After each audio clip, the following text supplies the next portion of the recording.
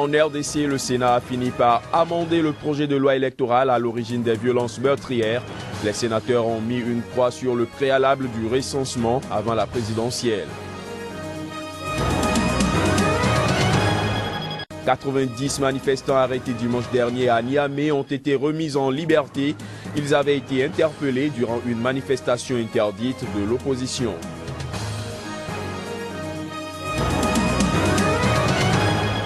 Alors que la situation de l'épidémie s'améliore, le président guinéen Alpha Condé a appelé à plus de vigilance contre la fièvre Ebola. C'était lors d'un entretien accordé à nos confrères en Suisse.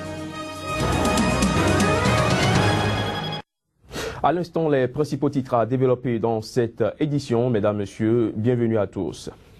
En République démocratique du Congo, le Sénat a fini par amender le projet de loi électorale à l'origine des violences meurtrières à Kinshasa et dans d'autres villes du pays. Les sénateurs congolais ont pris la peine de mettre une croix sur le préalable du recensement avant la présidentielle. Reportage. Cris de joie et scènes de liesse populaire en lieu et place des heurts et violences observées quelques heures plus tôt dans les rues de Kinshasa. On salue ainsi l'amendement par le Sénat du projet de loi électorale. Un amendement effectué avec une modification subséquente. Le recensement n'est plus un préalable à la tenue des élections. Je suis très satisfait parce que les sénateurs ont joué à la sagesse ainsi qu'à l'apaisement. Parce que c'était les points d'achoppement. C'est ça qui a brûlé la ville de Kinshasa. Les problèmes de recensement, les Kinois ont constaté ça comme étant un prolongement du mandat présidentiel. Pour bon nombre de sénateurs, c'est aussi un soulagement l'acte posé. Et il fallait bien le faire. Nous avons voulu apaiser l'opinion en conciliant les deux points de vue. Donc nous prenons en considération l'évolution des données démographiques, mais dans le respect des délais constitutionnels en matière électorale. Le pouvoir appartient au peuple.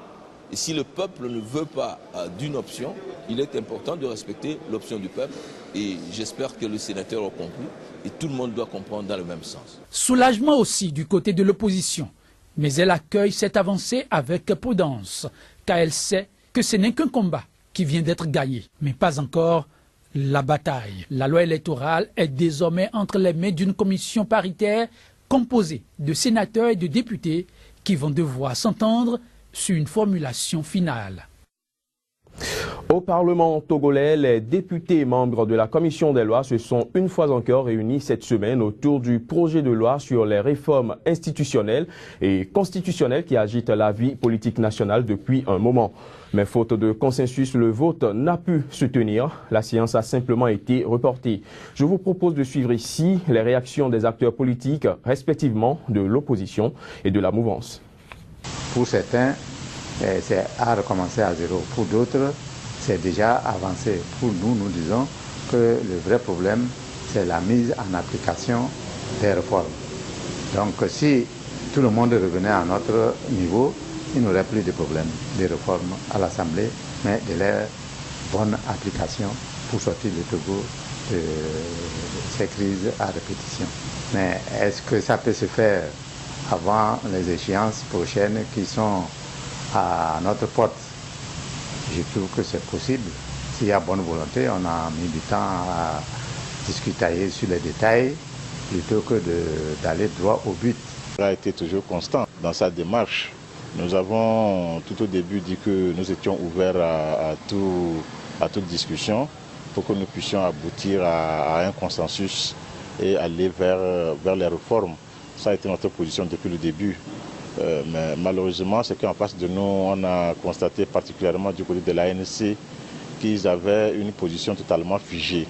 Alors par rapport à la proposition de loi qui a été introduite, l'article 90 de la Constitution dit clairement que les députés ont droit d'amendement. L'ANC a une position qui dit que le texte, la proposition de loi qui nous est soumise doit être votée en l'état. Et au début, il était question d'effet immédiat, c'est-à-dire que pour eux, il est hors de question que cette loi puisse disposer pour l'avenir. Il faut absolument que ça soit qu'il y ait un effet rétroactif. Bon, nous nous sommes prononcés là-dessus. Malheureusement, les discussions que nous avons eues, ils sont restés figés sur leur position. Les élections présidentielles et législatives au Nigeria auront lieu à la date prévue en février prochain. La commission électorale du Nigeria l'a réaffirmé hier vendredi, ceci malgré les inquiétudes sur les délais de distribution de millions de cartes d'électeurs. Les images. Alors que le conseiller national à la sécurité du Nigeria, Sambo Dasuki, avait déclaré que les élections devaient être reportées, le président de la commission électorale nationale indépendante a affirmé que le 14 février est bien maintenu pour la tenue des élections prochaines.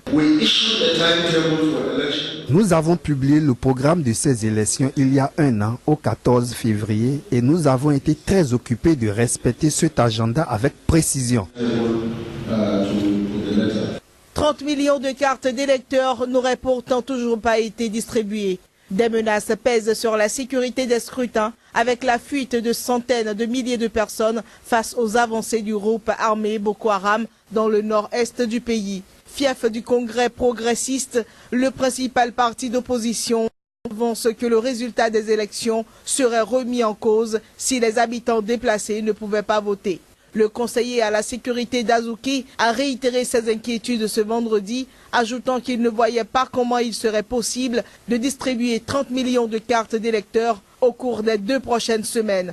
Mais le chef de la commission électorale a assuré que plus de 50 millions de cartes d'électeurs étaient prêtes sur un total de 68 millions et que plus de 4 millions de cartes avaient déjà été distribuées. En bref, à présent, 90 manifestants arrêtés dimanche dernier à Niamey lors d'un rassemblement politique de l'opposition interdit par les autorités ont été remis en liberté. L'information a été confirmée par l'opposition nigérienne.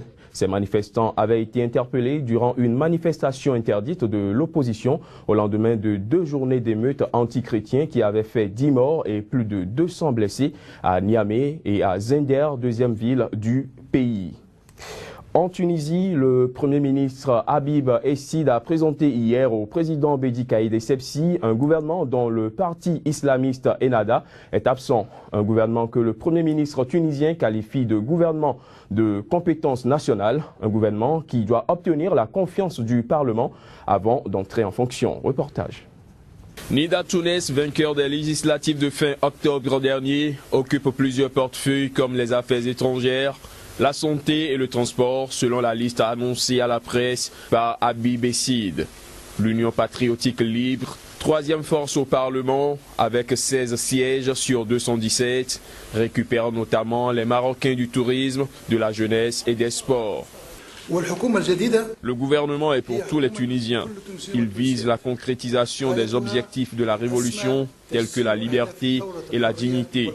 Il entend consolider le processus démocratique et favoriser les principes du développement économique et social dans toutes les régions.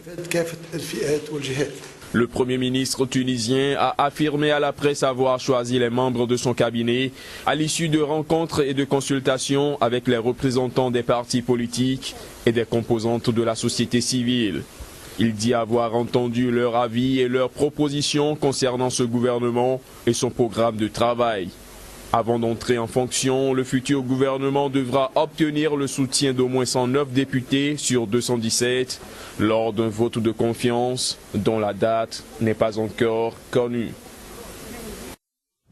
Le président guinéen Alpha Condé a appelé à plus de vigilance contre la fièvre Ebola en ce moment même où la situation de l'épidémie s'améliore. C'était lors d'un entretien qu'il a accordé à nos confrères en Suisse. Alpha Condé s'est refusé de se prononcer sur les questions d'ordre politique, en particulier son éventuelle candidature à la présidentielle prévue en Guinée-Conakry cette année. Reportage. Notre priorité à nous tous actuellement, c'est comment mettre fin à l'Ebola. C'est l'Ebola zéro, c'est d'abord la priorité, parce que tout dépend de là. Maintenant, une fois l'Ebola terminé, nous avons le renforcement de notre système sanitaire. Voici l'Ebola s'est développé parce qu'on a un système sanitaire faible, et aussi les dégâts que l'Ebola a eu sur notre économie et nos finances. Voilà comment ça peut être compensé. Ma préoccupation, c'est ça, d'abord mener la guerre contre l'Ebola, ensuite relancer l'économie. Donc, ce qui est mon combat actuellement, c'est cela. Mais des élections auront lieu, mais pour le moment, je me concentre sur comment arriver à Ebola zéro, ensuite comment relancer l'économie. C'est ça ma préoccupation essentielle. Actuellement, les choses évoluent bien, mais c'est en ce moment-là où il faut être très vigilant, parce que quand ça commence à baisser, les gens ont tendance à être plus négligents. Donc c'est maintenant que nous devons plus que jamais renforcer la lutte contre l'Ebola pour arriver réellement au taux zéro. On est en train de discuter avec le Fonds monétaire. Parfois, on évalue à 500 millions de dollars. Et le taux de croissance qui était prévu ne sera pas atteint.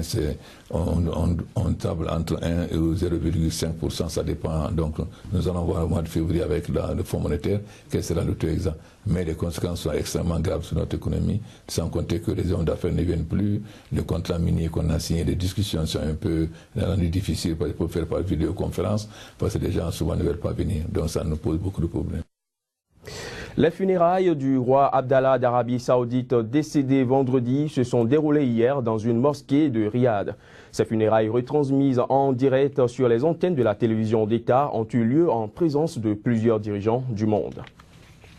C'est à la mosquée Imam Turki de Riyad que se sont déroulées les funérailles du roi Abdallah. Sa dépouille, recouverte d'une étoffe jaune, gisait sur un brancard posé à même le sol pendant la brève prière dite en la circonstance, en présence des membres de la famille royale au grand complet et de nombreux dirigeants de pays arabes et musulmans. D'autres personnalités du monde ont aussi effectué le déplacement de Riyad pour rendre un hommage appuyé au roi défunt. L'Arabie Saoudite est un partenaire, à la fois sur le plan politique et économique. J'avais avec le roi Abdallah des relations de confiance, y compris pour lutter contre le terrorisme. Nous annonçons notre tristesse après la perte d'un grand chevalier arabe, l'un des hommes braves de la nation arabe, le roi Abdallah ibn Abdelaziz.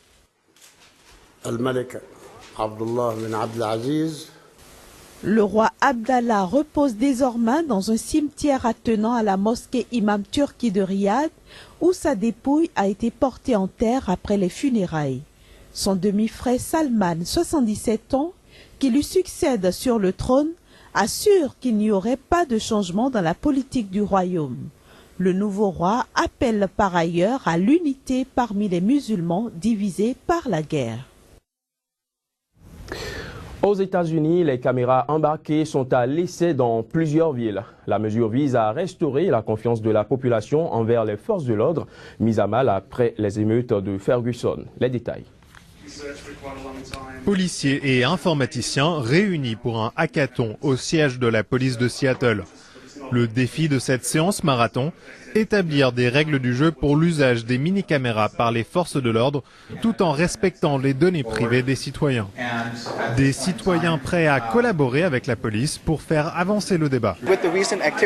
Avec les événements récents, Ferguson, New York, Ohio, je me suis dit que je pourrais peut-être être proactif, m'impliquer, contribuer un tant soit peu.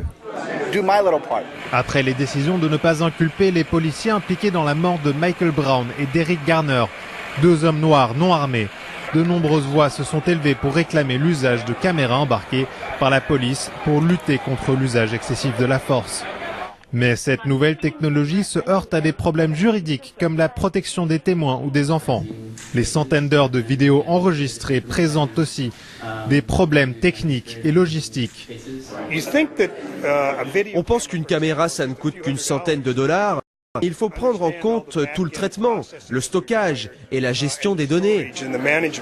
La police de Seattle a annoncé qu'elle allait bientôt publier les premières vidéos filmées par des mini-caméras. Elle espère ainsi convaincre la communauté des développeurs informatiques de la ville de continuer à collaborer. Nous essayons d'être plus transparents. Nous allons vers eux, on demande de l'aide. Nous ne voulons rien dissimuler. Ce qu'on veut, c'est les rendre moins sceptiques et profiter de leur expertise.